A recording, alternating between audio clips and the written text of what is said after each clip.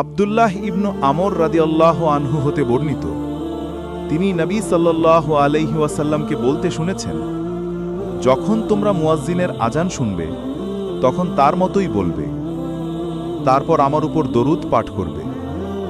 যে ব্যক্তি আমার প্রতি একবার দরুদ পাঠ করে, আল্লাহ তাআলা তার প্রতি এর বিনিময়ে 10 বার রহমত বর্ষণ করেন। এরপর তোমরা আল্লাহর কাছে আমার জন্য ওয়াসিলা প্রার্থনা করবে।